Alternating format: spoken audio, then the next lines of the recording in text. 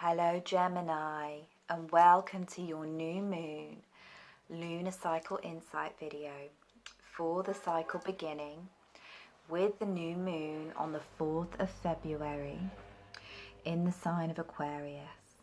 Now this new moon is bringing in a wave of fresh energy. It's closing the eclipse cycle, and it's initiating a wave of all planets moving direct for a whole month until the Pisces new moon next month, when Mercury will turn retrograde. So this is a month of rapid expansion. It's a month where we can easily bring things into being, and it's the perfect time for us to set the intentions that will manifest over the coming year.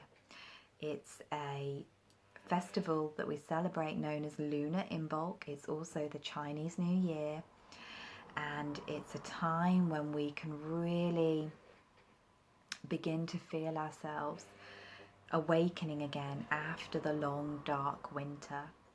So it's all systems go this month for all of us, and particularly for you Gemini, because we have this new moon in your fellow air sign Aquarius falling in your 9th house. So this is a really nice place of the birth chart. Both the 9th house and Aquarius are very much associated with visionary qualities. So this is a time for you to really start to send your big dreams out into the universe. Time for you to set things in motion, looking at the highest vision of your life, the highest version of yourself, and really calling it into being. This is a time when you may feel a very deep connection to the cosmos, where you can feel so much wisdom and energy moving through you, wanting to be expressed, wanting to be written, spoke, taught about through you.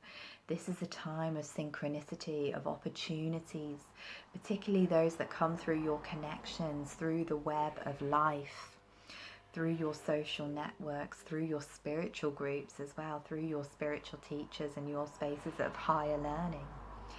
If any of you are studying, then this energy can give you a real boost to see the pathway opening up in front of you, to really give you the ability to go about your studies with a fresh perspective. So if you've been, feeling stuck or unable to move forward, this is a really expansive time for you. At the time of the new moon, we have Mercury, your ruler, also in Aquarius in that 9th house, amplifying all of that energy. On the 10th of February, he is going to move into Pisces, where he will go retrograde next month. And this is, Pisces rules over your 10th house, Gemini. So this is a time when you can be really thinking about your work.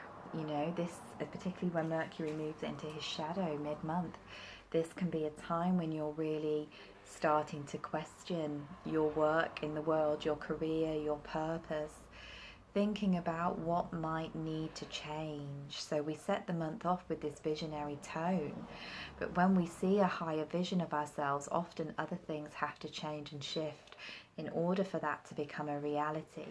So this is what you may be experiencing during this period. And it's important to look out for the contacts and connections that come through work, because anything that comes during this period may have to be reviewed next month when Mercury is retrograding there. And this is amplified by Mars moving into Taurus. So generally, Mars's move into Taurus can be very energizing. It can really motivate us to bring our desires into reality. But for you, Gemini, Mars is going to be moving for the next 6 weeks through your 12th house. So this is the Pisces house. We have a lot of Piscean energy going on for you, of dissolution. So this is a time when you are maybe reassessing how you're using your time and energy, particularly connected with your work life and career. So how are you using your resources? Are you leaking or draining energy? Are the things that you're doing really aligned with the purpose you feel that you incarnated with? So are the actions you're taking in the physical world really aligned with what you want to bring into being? This can be a time of clearing old beliefs around finances, around worthiness, around value. This can be a time of really redefining what is valuable to you in your life, you know? How are you valuing your energy? How are you valuing yourself? So this is a period where you may feel lower energy, Gemini, as Mars moves through this last final section of your birth chart. But don't be disheartened, because when he moves into Aries in mid-March, you know, you'll be having your Mars moving into your sign, so he will, you know, you'll be at full power then. But this right now is a moment perhaps of reassessment, of realignment. So the Sun on the 18th of February will join Mercury in your 10th house.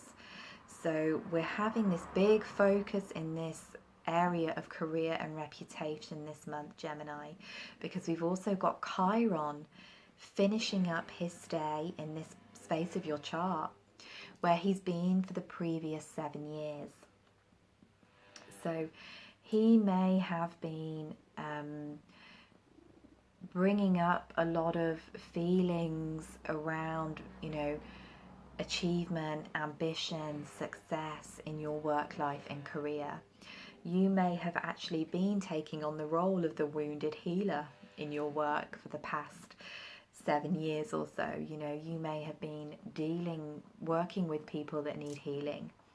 You may have been working on allowing yourself to be vulnerable, sharing your wounds so others can benefit from your wisdom. It can also, you know, indicate struggles perhaps with authority figures, or, you know, struggles dealing with authority in general. So we're clearing up these lessons. So there may be some old stuff that comes up. Maybe, you know, you have some underlying emotional releasing that needs to be done around your work life and your reputation. Perhaps there's some changes that really need to be made so these higher visions can come into being. So we're also going to have a Virgo new moon just after the Sun moves into Pisces, but also at this time Chiron is making his shift. He's coming into Aries, into your 11th house. So Chiron in Aries for all of us is this huge evolutionary upgrade. It's this time that we're really going to be taking back our power to heal ourselves, to heal our world. The last time Chiron was in Aries was the 1960s, when we had this huge revolution, this huge acceleration of consciousness. And this is what we can be expecting as he makes his journey through the sign of the Ram over the next 7 years. For you, this is going to take place in your 11th house.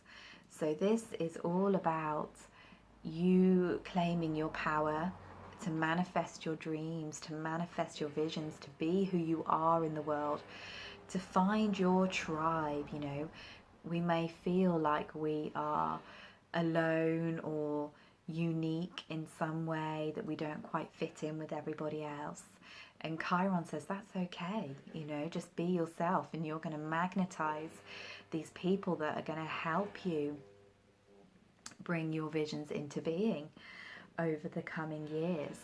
So this is a really interesting energy for us to deal with, and it really feels like that you may be having to disconnect from more traditional work roles, you know, whatever you've been thinking that you need to hold on to have security in your life. You know, perhaps you're doing a job that, you know, sucks your soul in some way. Perhaps you are doing work that doesn't feel true to you anymore. And Chiron shift, the full moon, the upcoming Mercury retrograde in this area of your chart is saying, come on, you have the power to make these changes, to really start to live a life that is true for you, Gemini. So if you're working towards leaving your day job and doing something a little bit more spiritual or a little bit more magical, this can be a time when you're really feeling that urge. Okay, come on, step out, you know, let's recalibrate this, let's rethink how I can support myself. You know, Mars in the 12th house, how can I change my beliefs around value, around what I'm worth, so that I can really start to make these changes. We've also got this full moon in Virgo, as I said, around the time of Chiron changing signs, the sun moving into Pisces. We're still in this cycle of the sun shifts signs, we have a full moon immediately. So this full moon is going to take place in your 4th house. Your 4th house of home, family, hearth, inner child, inner healing, and it's in the sign of Virgo. This is a very deep soul level detoxifying healing moon, with Chiron making his shift, and you know, all of this energy in Pisces as well. So this says to you, how can you restructure the foundations in your life in order to build your dreams? It also says, you know, what old patterns are you holding on to from childhood, from your ancestral lineage even, that is blocking you from really reaching towards the stars, you know, to really believing in yourself, to really allowing yourself to be who you are, Gemini. On a more practical level, this can be about making changes in your home life. So quite often when we make a change in our career, we feel that impact in our home and vice versa. So this is all about that axis of security and stability. These things can be really highlighted for you at this time. You know, what makes me feel secure? Is my desire for security perhaps blocking my ability to move forward? So how can I take steps in a practical way to make changes? You know, how can I make myself feel safe and slowly start to move towards this new reality? Because it doesn't just happen instantaneously. These are processes that are going to be unfolding throughout the year. So at this new moon, claim that highest vision and then think about what needs to be changed in order for it to become a reality.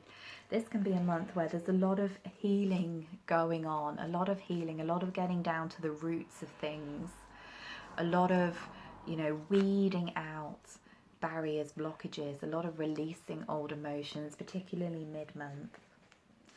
So I'm going to pick a card for you, Gemini, from the Sacred Revels deck by Alana Fairchild, because really there's no one more rebellious than Aquarius.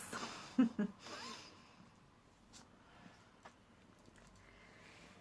for Gemini.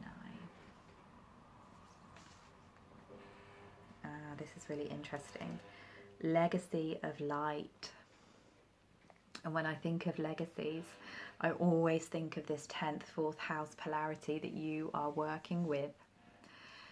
And this card is very much about you being supported by your ancestors, you know, you being supported by those that came before, either your physical lineage, you know, your genetic lineage, or your spiritual lineage. So this can be about you reconnecting to the roots of who you are and where you came from. Feeling that power, feeling that support, you know, feeling the love of 1,000 ancestors, as that popular meme always says. See here we've got the crone, the mother, and the maiden self. So we're really looking at this 4th house energy of healing the wounds of the inner child, helping her feel secure, feel set, or him feel secure, feel safe, feel worthy. in order for us to blossom into our true power and potential and become the wise elder, which Chiron in the top of our charts is very much encouraging us to do. So this can be a time when we're thinking about how our vocation, how our purpose, how our work, how we are being in the world is leaving an impact for those future generations. So the things we heal in ourselves, you know, we heal for the future generations of our own lineage, and the work we put out there can echo throughout time. You know, people will be uplifted and inspired by us. So what is your legacy of love, Gemini? You know, it's finding that balance between looking after yourself and your needs, and also finding the time and energy to put yourself out there as well. She really wants to be in this video. This is Lilith. Oh dear. So thank you so much for listening to me, Gemini. If you wish to connect with me further, you can check the links below this video. I'm sending you so much love for a beautiful lunar cycle.